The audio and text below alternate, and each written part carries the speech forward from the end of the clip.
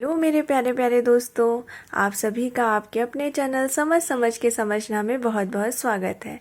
आज हम लोग एक नया टॉपिक पढ़ेंगे, कारक। कारक के बारे में समझेंगे कि क्या होता है कारक, कारक के भेद समझेंगे। वैसे हम लोगों ने कारक के बारे में पहले भी थोड़ी बहुत जानकारी ली है। जब हम लोग तत्पुरुष समास पढ़ रहे थे, समास के बारे में हम लोगों ने तत्पुरुष समास पढ़ा था, तो तत्पुरुष समास में भी हम लोगों ने कारक के बारे में थोड़ा बहुत जाना था।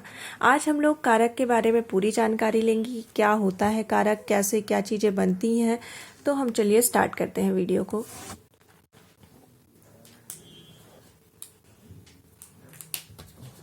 कारक, कारक संबंध बताना, किसी कार्य को करने वाला। कारक का मतलब ही होता है कि किसी चीज, संज्ञा या सर्वनाम या क्रिया का कारण, काम बताना कि वो क्या कर रहा है, क्यों कर रहा है। अगर हम कारक चिन्हों का प्रयोग नहीं करेंगे तो हमारे सारे सेंटेंस निरर्थक शब्द में हम उसका अर्थ ही नहीं समझ पाएंगे कि कारक क्या है। ये जो को लगा हुआ है, किसी कार्य को करने वाला, ये जो को लगा हुआ है ना, ये भी कारक चिन्ह ही है। तो हम कारक चिन्ह से ही शब्दों को, जो हमारा सेंटेंस बनता है, उसको हम जो है सार्थक रूप दे पाते हैं। तो कारक का मतलब होता है कि संबंध बताना, और किसी चीज के बारे में संबंध बताता है कि इससे इसका क्या संबंध है, और हम उसको जो है निरर्थक से सार्थक बना पाते हैं शब्दों को। कारक का बहुत इंपॉर्टेंट रोल होता है हमें पैराग्राफ बनाने में, चीजों को समझाने में, संबंध बताने में। तो आगे हम लोग उदाहरण के थ्रू देखते हैं कि वह रोज सुबह गंगा किनारे जाता है। कौन रोज सुबह जाता है? वह जाता है। वह क्या है? सर्वनाम है। सर्वनाम, संज्ञा, क्रिया, किसी के बारे में जो बताता है वही कारक है। तो वह क्या है? वह सर्वनाम है। वह कहाँ जाता है? वो गंगा किनारे जाता है। नरेश खाना खाता है।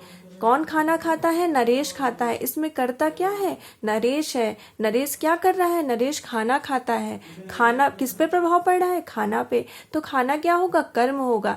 जिस चीज पे प्रभाव पड़ेगा, ये हम आगे भी पढ़ेंगे। खाना जो है कर्म होगा, ये नरेश कर्ता होगा।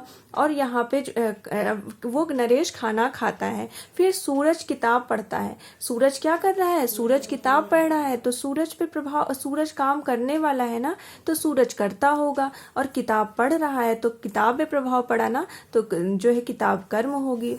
अब देखिए, हम लोग देखा कर्म, ये कारक के भेद। कारक के 8 भेद होते हैं। इसमें कारक के पहला है कर्ता कारक। कर्ता कारक उसे कहते हैं जो काम को करता है। इसकी विभक्ति होती है ने। हमेशा जो है कारक में 2-3 क्वेश्चंस पूछे जाते हैं। कारक क्या होता है, ये ज्यादा तो वैसे नहीं पूछते हैं। कारक के भेद पूछे जाते हैं। कारक हमेशा जान लीजिए कि कारक 8 प्रकार का होता है। फिर कारक की विभक्तियां पूछी जाती हैं कि किस विभक्ति में, कौन से कारक में कौन सी विभक्ति है। ठीक, तो जैसे कर्ता कारक। कर्ता कारक कहीं भी आपको दिखे तो जिस सेंटेंस में जो काम करने वाला हो उसी को कर्ता कारक कहते हैं। जो कोई, अगर आप काम कर रहे हैं तो आप ही जो है काम करने वाले, कर्ता आप कहलाएंगे। वह काम कर रहा है तो वह कर्ता कहलाएगा। जो काम करेगा वही कर्ता कहलाएगा। और जो है इसकी विभक्ति क्या होती है? ने होती है। हमेशा कर्ता के बाद ने छुपा होता है। ने उसकी विभक्ति होती है। अगर कर्ता के बगल इनडायरेक्ट या इनडायरेक्ट कहीं पे भी, अगर आपको डायरेक्ट तो वैसे दिख जाएगा ने, अगर नहीं दिखता तो फिर वो ने जो है छुपा हुआ रहता है। लेकिन हाँ, कर्ता वही है जो काम करने वाला है, उसी को कर्ता कारक कहेंगे। अब इसकी विभक्ति होती है ने। ये भी क्वेश्चंस में पूछे जाते हैं कि कर्ता कारक की विभक्ति क्या है, तो वो ने है। फिर रामू ने अपने बच्चों को पीटा। अब इसमें क्या है कि रामू ने पीटा ना, तो रामू, ये देखिए आपको ने दिखा, रामू के बाद ने दिखा है ना, तो रामू जो है क्या हुआ? रामू करता हुआ। इसमें रामू करता हुआ। बच्चे, किसके ऊपर प्रभाव पड़ा है? बच्चे के ऊपर, तो बच्चा क्या हुआ? कर्म हुआ। ठीक, फिर उसके बाद नरेश खाना खाता है। नरेश कौन खाना खाता है? अब ऐसा तो नहीं लिखा हुआ, यहाँ नहीं लिखा नहीं है, लेकिन हम देखेंगे ना कि इसमें कर्ता कौन है। इसमें नरेश है। नरेश खाना खाता है। नरेश कर रहा है काम। नरेश जो है, तो यहाँ पे नरेश करता होगा।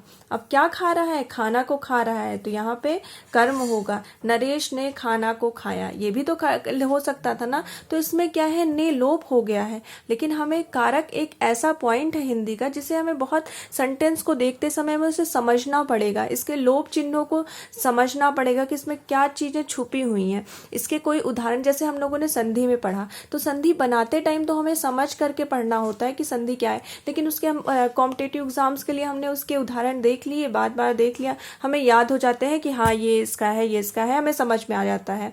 और हमने समास पढ़ा, समास में भी हम उदाहरण देख लेते हैं, हम निकाल लेते हैं कि हाँ ठीक है ये इसके उदाहरण है, इसके उदाहरण है, याद करके हम समझ लेते हैं।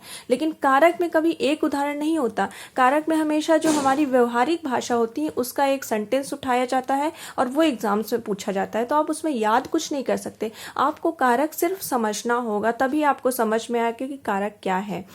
अब देखिए कर्म कारक।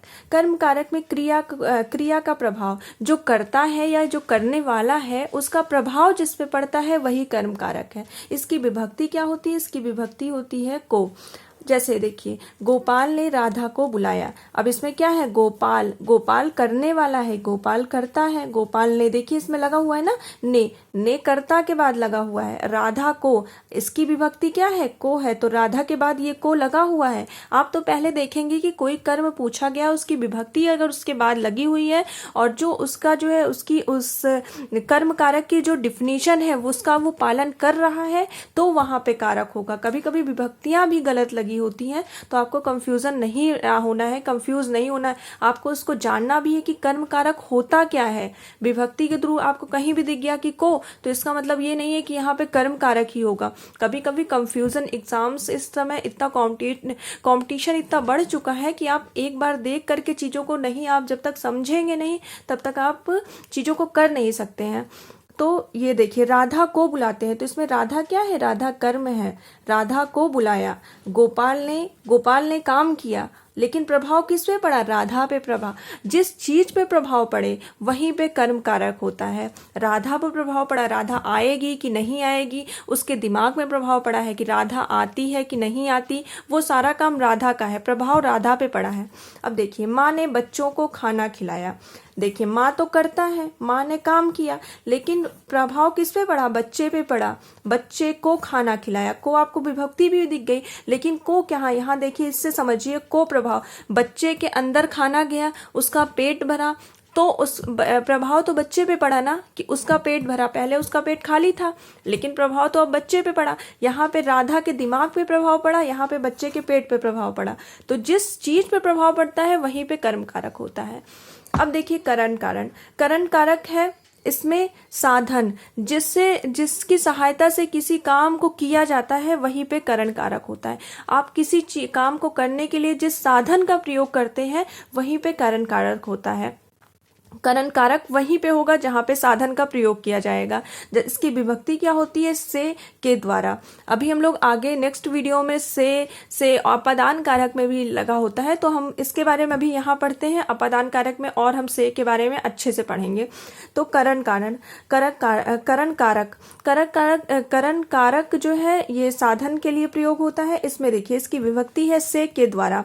से के द्वारा, इसका मतलब होता है इसमें अलगाव की बात नहीं की जाती है, इसमें उसी में लगा रहेगा वो चीज।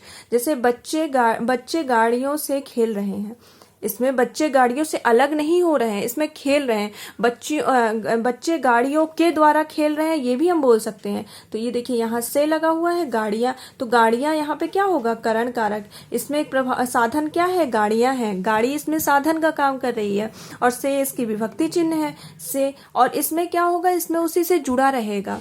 अपादान कारक में उसमें अलग होने की बात की जाती है, लेकिन इसमें जुड़ा रहता है, तो यहाँ पे करण कारक होगा। राम ने रावण को बाण से मारा। अब इसमें साधन का काम क्या हो रहा है कि बाण जो है इसमें साधन का काम कर रहा है, और यहाँ पे आपको विभक्ति चिन्ह भी दिख गई थी से।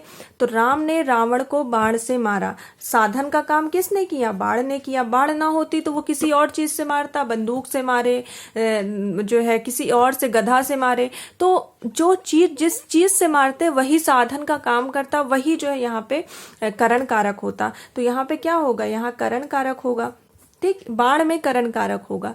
तो इस जो साधन का काम करेगा। इसके अलावा हम लोगों को अभी जो है, हम लोगों ने आज 3 विभक्ति पढ़ ली, हम लोगों को 5 और पढ़ना है। 5 कारक हम लोग कल के वीडियो में पढ़ेंगे। आज अगर हम लोगों ने वीडियो बहुत लंबी हो जाएगी। अगर आपको वीडियो अच्छी लगी हो और अगर आपको कारक समझ में आया हो तो वीडियो को जरूर लाइक करिएगा, चैनल को सब्सक्राइब करिएगा। और हाँ, अगर आपको कोई भी कंफ्यूजन हो तो आप कमेंट में ज़रूर पूछिएगा। कल हम लोग कारक के पूरा जितने और बचे हुए 5 भेद और बचे हुए हैं वो भी कंप्लीट करेंगे। Thank you so much.